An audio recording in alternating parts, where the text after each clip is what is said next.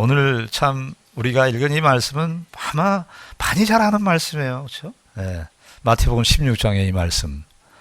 너무나 많이 익히 잘 알고 익숙한 그런 말씀인데 사실은 교회사가 진행되어 오면서 가장 큰 논란을 불러일으켰던 본문 중에 하나가 이 본문입니다.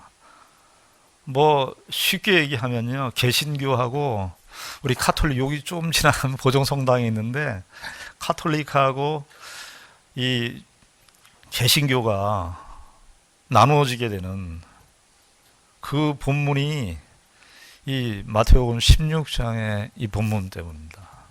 사실 이 본문은, 이 말씀은 뭐 그런 그 논란을 전제하고 쓴 본문이 아닌데, 성경을 읽는 각도에 따라서, 성경을 해석하는 그 입장에 따라서 이 큰, 지금 우리가 현실적으로 개신교와 카톨릭이 나눠져 있는 그런 상황인데, 그 상황에 대한 아주 논란의 아주 중심 중에 중심되는 본문이 이 마태복음 16장의 이 본문입니다.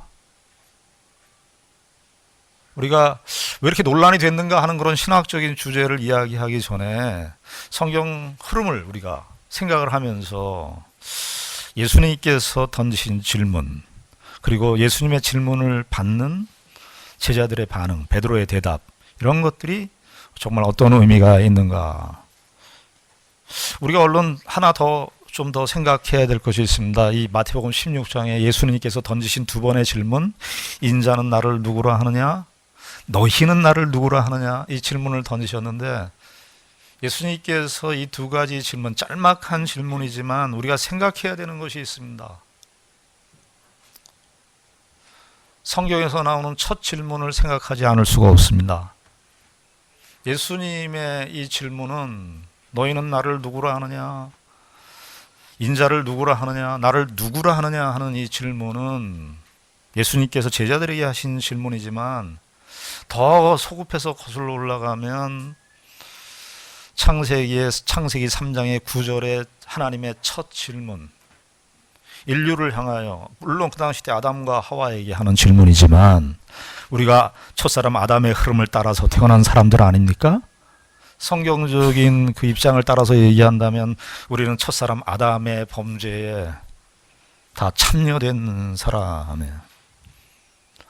아담과 하와가 타락한 이후에 하나님께서 첫 번째 질문을 던지십니다. 처음 질문에, 아담아, 아담아, 내가 어디 있느냐, 어디 있느냐. 죄송하지만 우리가 태어나면서부터 사실은 여러분들은 질문을 많이 하고 사셨습니까? 질문을 많이 받고 사셨습니까? 어떤 것이 더 많았습니까? 우리는 질문을 더 많이 하고 살았을 겁니다. 우리가 애들 키워보면 알죠. 애들이 자라나면서 엄마 이게 뭐야? 애들 키울 때 애들이 이제 태어나서 엄마 이게 뭐야? 아빠 이게 뭐야? 이거는 왜 이렇지? 질문을 우리가 던지고 살아요. 그리고 살아오면서도 사실은 질문을 받는 것보다는 질문을 하는 게 우리에게 익숙했죠. 우린 질문을 던지는 주체로 살아옵니다. 그러나 성경은 아담의 타락 이후로 인간은 질문을 던지게 되어 있는 존재가 아니라 질문을 받는 존재가 되었어요. 질문을 받는 존재. 네가 어디 있느냐. 여러분, 창세기 3장 9절에 하나님께서 아담아 내가 어디 있느냐, 이 질문이 아담이 어디 있는지 몰라서 하는 질문입니까?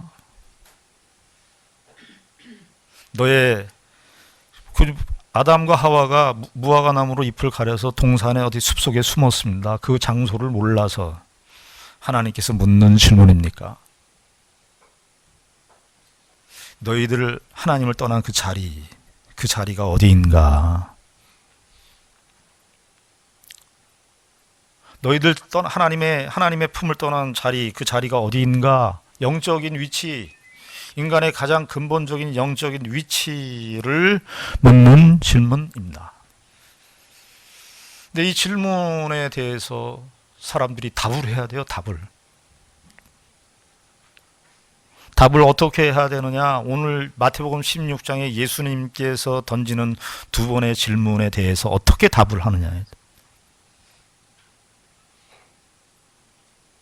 사람들이 인자를 보고 누구라고 하느냐? 이것은 이 예수님 창세기 3장 9절의 질문과 예수님의 이 두 개의 질문은 사실은 인류 모두를 향하여 던지는 질문인데 여러분들 어떻게 대답하고 사셨습니까? 어떻게 대답하십니까?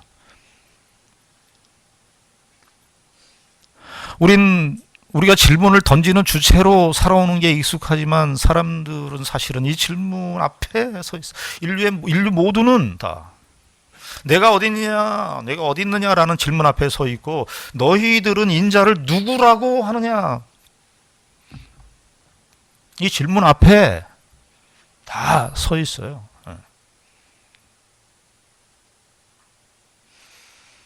이게 사실은 13절에 예수께서 빌립보 가이사라 지방에 이르러 제자들에게 물어 이루셨는데 사람들이 인자를 누구라 하느냐? 마가복음도 가이사라 빌립보의 가이사라라고 되어 있고 누가복음은 지역 지명이 안 나오고 누가복음은 어떻게 되어 있냐면 예수님께서 기도하시는 중에 이 질문을 던지셨다. 짤막한 질문이지만 이 예수님의 이 질문이 기도 중에 나오는 질문이었다면 예수님께서 두고 사람들에게 기도하시면서 던지는 그런 질문이었습니다.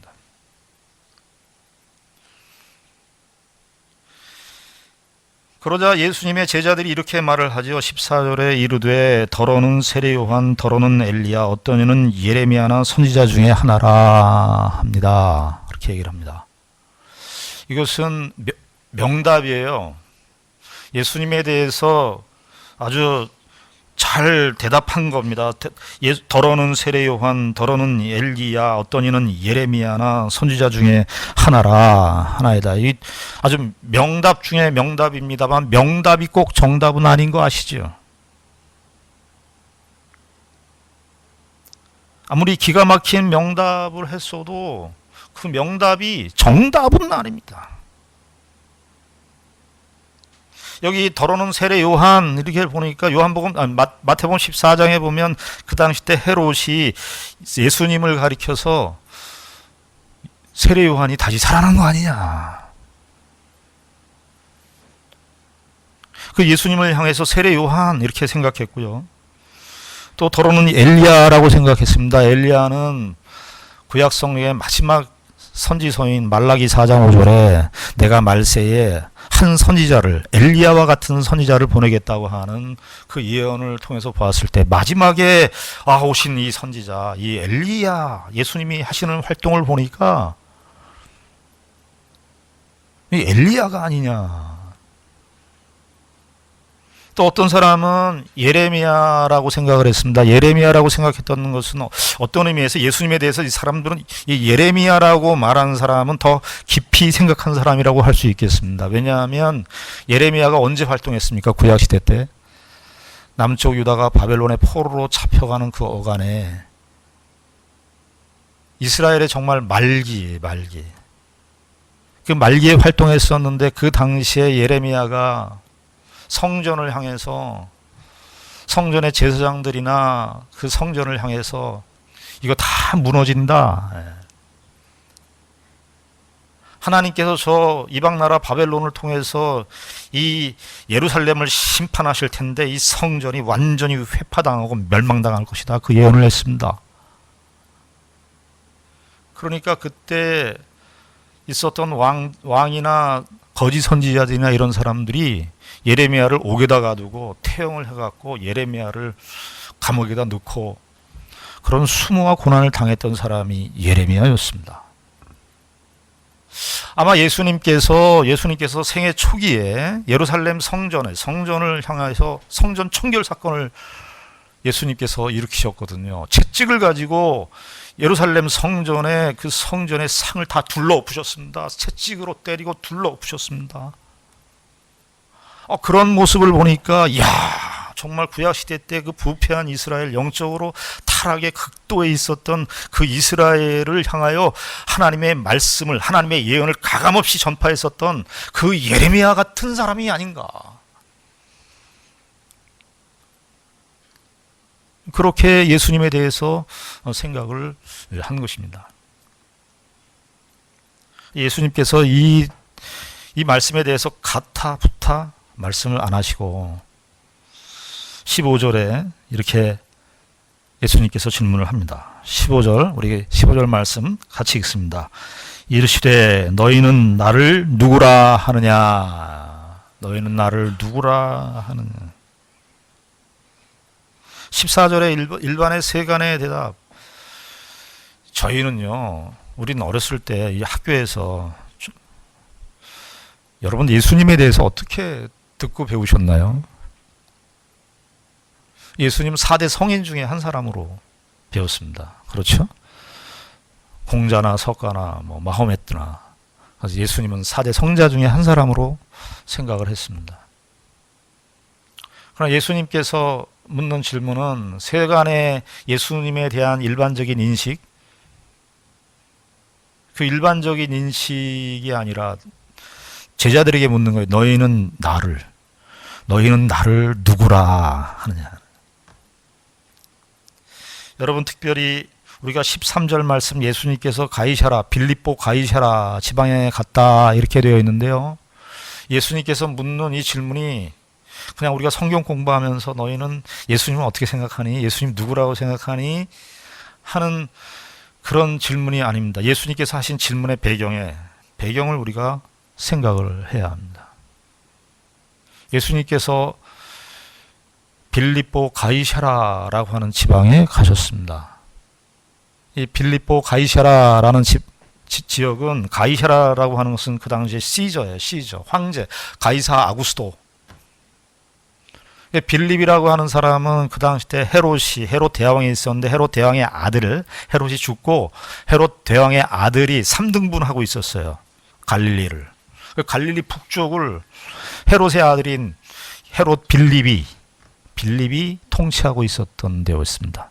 그런데 이 가이사라 빌립보가요, 예루살렘에서, 갈릴리에서 한 40km 떨어져 있습니다. 우리가 지난주에 두로와 시돈, 북서쪽으로 두로와 시돈도 한 40km 떨어져 있는데, 내륙쪽으로, 북쪽으로, 이스라엘 내륙 쪽으로 보면 내륙 쪽의 끝이 거의 요단 그 헐몬산 거의 가까이 가는 지역이 어디냐면 가이사라 빌립보 혹은 빌립보 가이사라입니다.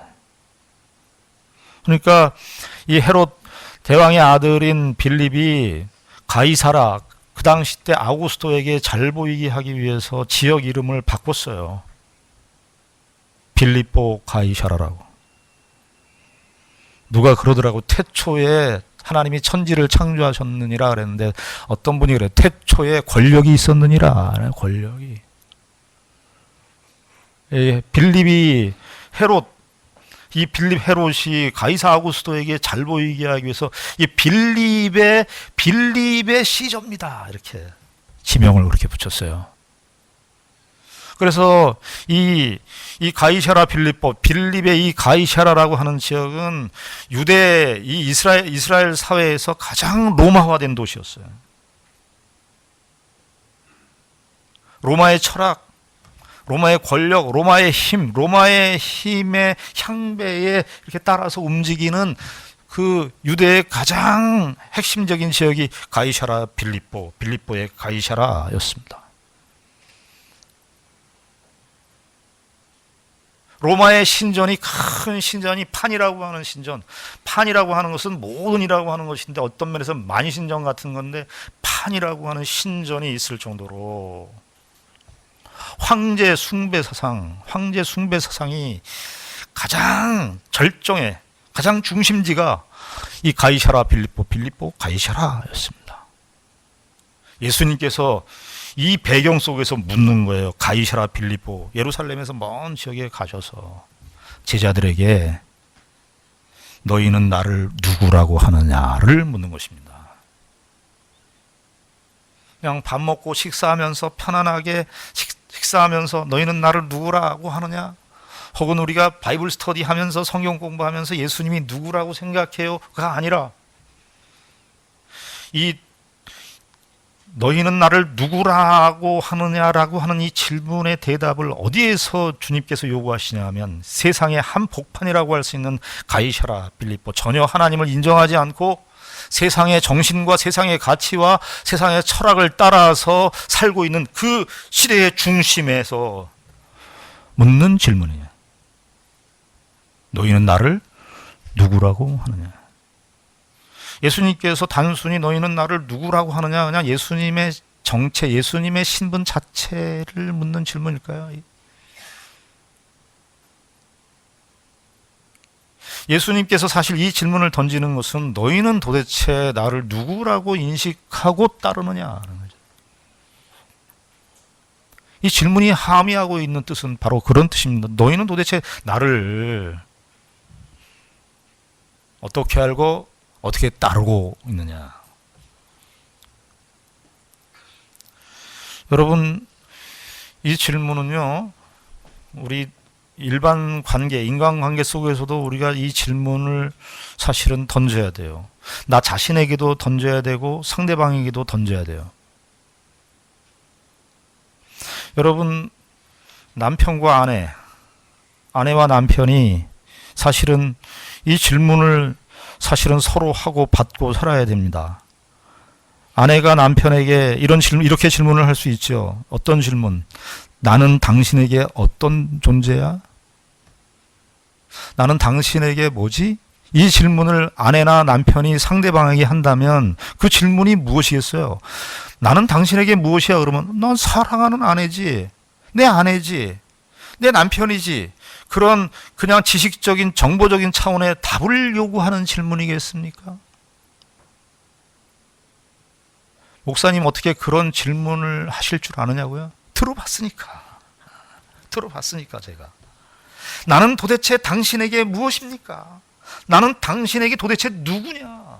그럴 때 아내가 남편에게 혹은 남편이 아내에게, 배우자에게 이런 질문을 던질 때 당신은 내 아내지, 당신은 내 남편이지, 뭐 그런 정답적인 그런 정답만을 말하는 그런 이야기겠어요, 그 질문이?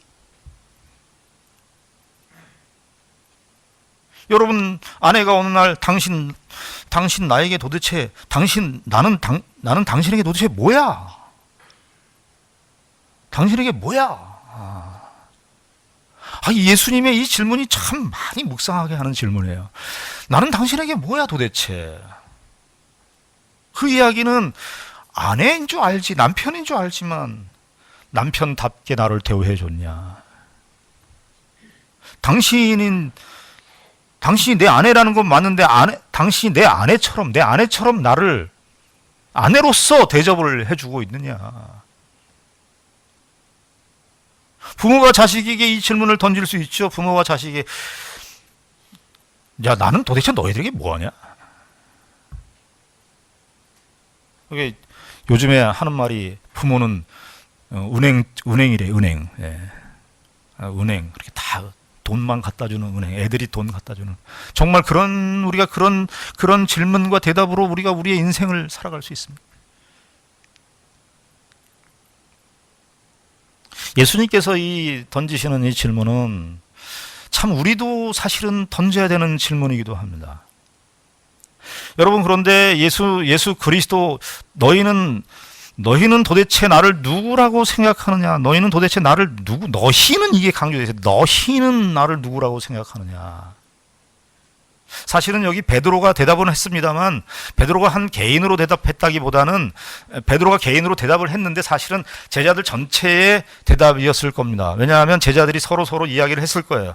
예수님께서 행하시는 이런 표적이나 예수님께서 행하시는 가르치시는 말씀이나 이런 것들을 이제 이 마태복음 16장이 이제 공생의 3년의 마지막 기간을 시작하는 흐름이거든요.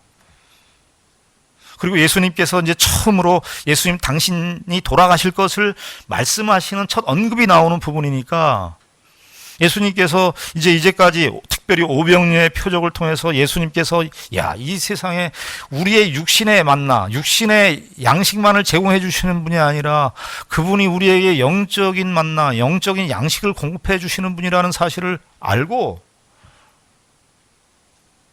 제자들도 서로 토론 가운데서 야, 예수님은 메시아인가 보다 하는 그 서로 간에 토론을 하면서 이 결론에 도달했을 것이고 그 수석 제자인 베드로가 대표를 해서 고백한 것이에요. 대표를 해서 뭐 베드로가 혼자 독특하게 뛰어나가지고 이 고백을 했다기보다는 12제자 전체가 고백했다는 것으로 봐야 됩니다. 그래서 자꾸 예수님께서 너희는 나를 누구라고 하느냐, 너희 복수로 이야기하는 거예요. 12명의 제자들을 향해서 던지는 질문이고 12명의 제자들을 대표해서 하는 베드로의 고백입니다. 그래서 16절에 시몬 베드로가 이렇게 말합니다. 16절 우리 같이 16절 말씀 같이 읽습니다. 시작. 시몬 베드로가 대답하여 이르되 주는 그리스도시요 살아계신 하나님의 아들이시니이다. 이 베드로가 참 훌륭한 대답을 했어요. 이 제자들 모두의 고백이라고 할 수 있습니다. 주는 그리스도시요. 여기 사실은 주는 그렇게 되어 있습니다만 당신은입니다. 당신은 그리스도시요 살아계신 하나님의 아들이시니이다. 여기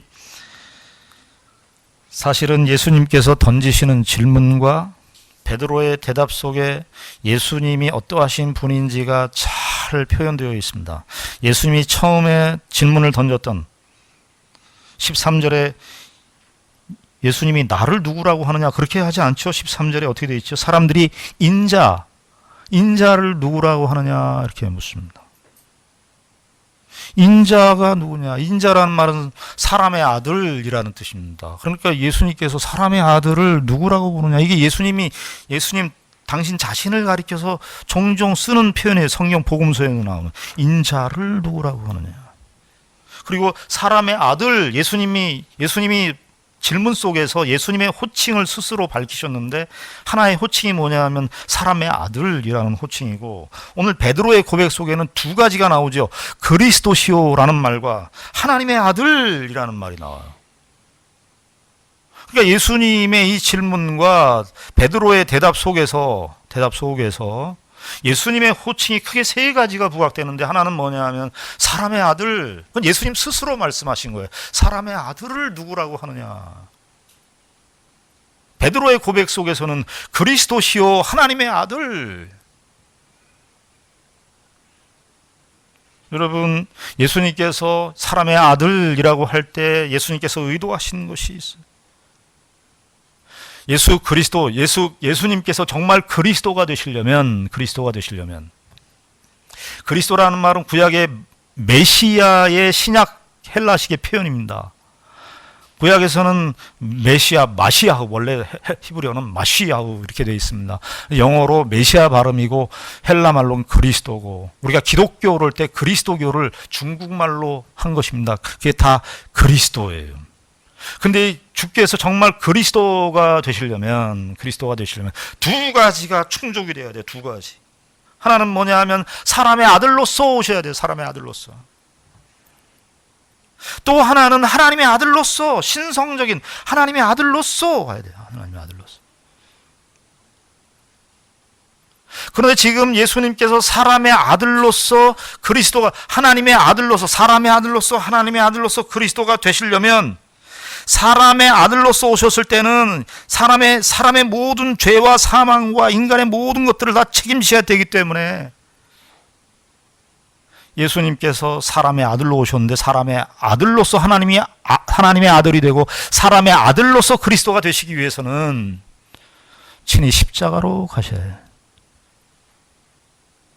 그래서 이 이야기가 있고 난 다음에 예수님께서 내가 21절에 보시면 이 이야기가 있고 나온 다음에 예수님께서 십자가 예언을 말씀하시는 거예요. 첫 번째 이 마태, 마가, 누가 공관복음서 3기자가 다 예수님의 순환 예언을 뒷부분에 세 번을 기점으로 해서 다 복음서를 뒷부분을 기록하고 있어요. 그 구분을 따라서. 그래서 이 첫 번째 순환 예언이 나오는 게 이 장면이에요. 21절에 이때로부터 예수 그리스도께서 자기가 예루살렘에 올라가 장로들과 대제사장들과 서기관들에게 많은 고난을 받고 죽임을 당하고 제3일에 살아나야 할 것을 제자들에게 비로소 나타내셨다. 비로소 이때로부터, 그러니까 사람의 아들로서 오신 예수 그리스도께서, 하나님의 아들로서 오신 예수 그리스도께서, 사람의 아들, 하나님의 아들, 이것이 완성되려면, 참된 그리스도가 되려면 십자가로 자기가 죽으셔야 했어요. 그래서 사람의 아들이라는 말을 쓴 거예요.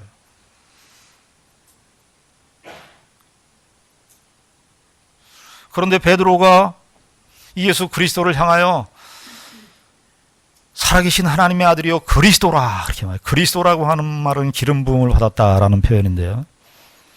구약 시대 때 제사장, 왕, 선지자 이 세 직분이 다 기름 부음을 받습니다. 그런데 아무리 훌륭한 제사장, 아무리 훌륭한 왕, 아무리 훌륭한 선지자가 있어도 이 세 가지 직분을 다 완성할 수가 없어요. 구약의 다윗 왕이 훌륭한 왕이지만 다윗 왕이 왕직은 수행했을지 모르지만 제사장과 선지자의 직분은 할 수가 없어요. 여러분, 사울 왕이 블레셋과의 전투에서 이 실수를 합니다. 그래서 사울 왕이 결정적으로 패위가 되는데 전투를 나갔는데 사무엘이 늦은 거예요. 제사장인데. 그런데 사울이 어떻게 합니까? 자기가 제사로 제물을 드려요. 전쟁에 늦으니까. 그래서 하나님께서 사울을 폐위하시겠다고 하는 예언을 그때 말씀하시죠.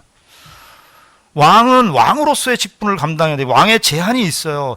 구약 시대 때 아무리 훌륭한 인물이라고 할지라도, 훌륭한 선지자라고 할지라도 그 직분을 서로 이렇게 넘어갈 수가 없었던 거예요.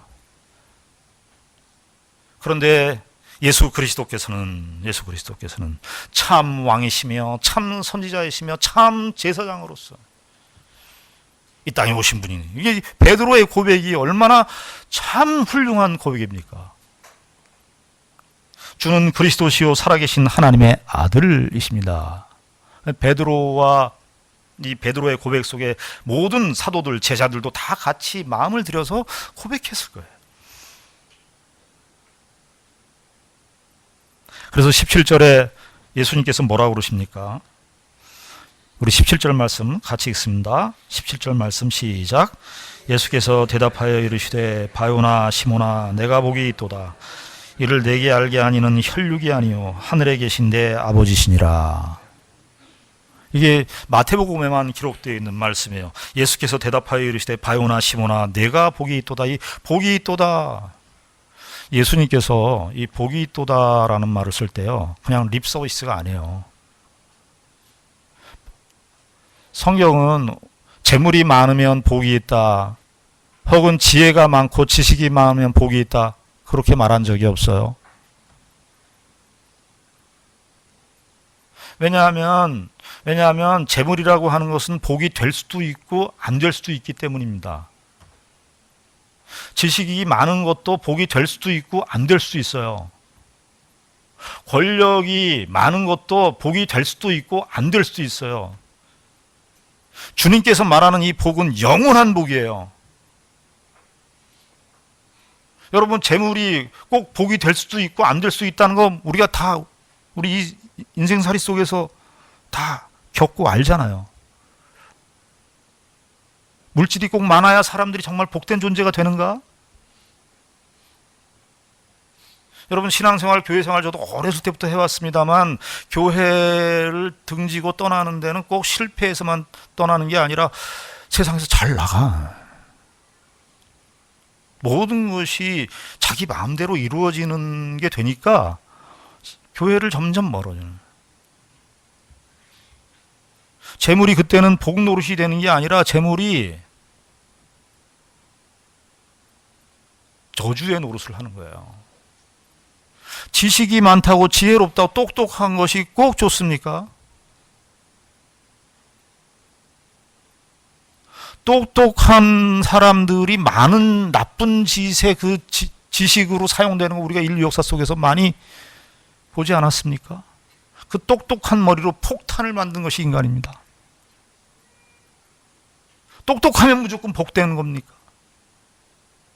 그러나 성경에서 주님께서 말하는 복은 그런 거하고 상관없이 영원한 복이에요. 지금 바요나 시모나 내가 복이 있도다라는 말씀이 이 고백이 주는 그리스도시요 살아계신 하나님의 아들입니다라는 이 고백이 복되다 이거예요. 이 부분에서 카톨릭을 이야기하지 않을 수가 없습니다. 구교 카톨릭은 베드로에게 반석이라 그래요. 베드로를. 베드로가 첫째 교황입니다. 지금도. 그러나 여러분, 베드로가 교회의 진짜 초석이라고 한다면, 반석이라고 한다면, 여러분, 우리가 베드로가 어떻게 합니까? 21절 이하에 보면 베드로가 예수님에게 책망을 듣습니다. 사단아, 내 뒤로 물러가라. 이렇게 예수님의 책망을 받는 이 베드로, 흔들리는 이 베드로를 반석 위에 삼았다 그러면 교회가 다 흔들리게 해요.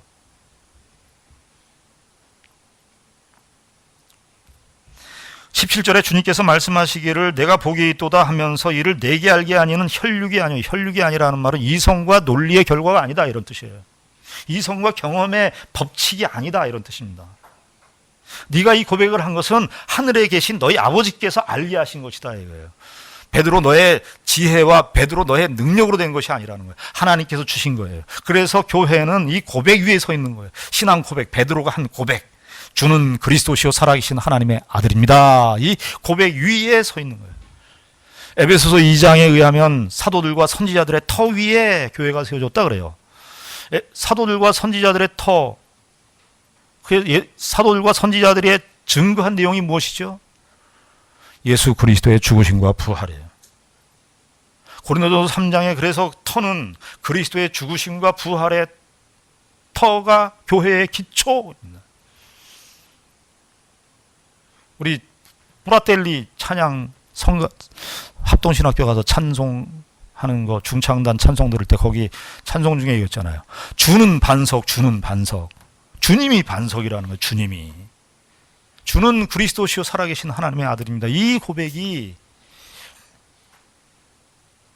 교회의 기초고 교회의 토대고 교회의 주인은 누구시다? 그리스도시다. 그리스도시다. 우리가 이 모든 고백을 그리스도인들이 오고 오는 모든 그리스도인들이 다 고백해야 되는 내용이에요. 주는 그리스도시요 살아계신 하나님의 아들입니다. 그 이야기는 뭐냐 하면 주께서 이 교회를 세우시고 주께서 이 교회를 통치하시고 주께서 이 교회를 다스리시고 주께서 친히 교회를 인도하시는 것입니다. 우리는 사람 목사는 그 일에 수종드는 존재로 서 있는 것 뿐입니다. 저도 이렇게 해보니까요. 목회 계획을 짜고 뭐 하지 않습니까? 근데 무슨 생각이 드냐 하면은 제가 계획도 짜고 뭐 이렇게 하는데 내가 한다는 생각보다 저도 한 흐름에 흘러가는 것 같아요. 내가 계획도 세우고 했지만 저도 그 계획의 흐름 속에 저도 그냥 흘러가는 거예요. 교회는 친히 반석이신 주님께서 친히 그 교회를 통치하시고 다스리시는 거예요. 이 사실을 잊지 마셔야 돼요. 모든 교회의 가장 큰 문제는 이것이 문제예요. 이것을 신앙 고백으로만 알고 있고 실제적인 삶 속에서는 연결이 안 돼 있는 거예요. 우리가 이 교회의 기초, 교회의 영원한 기초, 이 모든 고백의 터 위에 서 있고 예수 그리스도를 주로 고백하는 이 신앙 고백으로 우리의 삶 속에서 대답하는 삶을 살아야 됩니다. 너희는 나를 누구라고 하느냐? 우리가 이 고백에 걸맞게 주님을 따라야 되는 거예요. 주는 그리스도시요 살아계신 하나님의 아들입니다. 그분께 우리의 인생과 삶을 전적으로 의지하고 신뢰하고 맡기고 그분의 인도하심을 따라 살겠노라 하는 것이 도대체 너희는 나를 누구라고 하느냐라는 이 고백 질문 속에 우리가 대답해야 되는 거예요. 화란에서 네덜란드에서 네덜란드의 개혁교회의 그 목사 안수식을 보고 온 목사님의 이야기를 들었습니다. 목사 안수를 할 때 목사 안수는 노회에서 합니다. 장로님들 안수는 이 개교회에서 합니다. 그런데 노회에서 승인을 하죠. 근데 목사님들이 노회에서 안수를 받을 때 우리 한국 장로교회에서는 웨스트민스터 소요리 문답과 대요리 문답에 있는 것이 하나님의 말씀인 줄 아느냐? 이 첫 번째가 성경이 하나님의 말씀인 줄 알고 하나님의 말씀을 가르칠 기로 서약하십니까? 이걸 묻고요. 두 번째는 웨스트민스터 대소요리 문답과 거기에 관계된 모든 고백들이 하나님의 영감과 하나님의 말씀과 일치한다는 사실을 알고 그것을 가르치기로 서약하십니까? 이 두 가지 질문을 합니다. 그런데 그 화란의 개혁교회에서는 목사님들에게 조금 다르게 질문한다는 거예요. 첫 번째 질문이 이거랍니다. Who is Jesus? 예수는 누굽니까? 그러면 목사님이 예수는 누구인지 성경에 게시된 근거를 따라서 첫사람 아담의 범죄로 말미암아 하나님께서 여인의 후손을 보내주시겠다고 하셨는데 그 여인의 후손인 메시아의 역사가 전체 이스라엘의 역사 속에서 같이 흘러오고 있다가 때가 되어서 예수 그리스도께서 이 땅에 오셨습니다 하면서 신구약 성경 전체의 예수 그리스도의 역사의 흐름을, 메시아의 예언의 역사의 흐름을 다 진술하고 고백해야 돼요. 낱낱이. 그리고 그 고백을 다 하고 난 다음에 두 번째 질문이 있습니다. Who is Jesus for you? 예수 그리스도가 누구신데 당신에게는 그 예수 그리스도가 어떤 분이십니까? 너에게는 예수 그리스도가 어떤 분이십니까?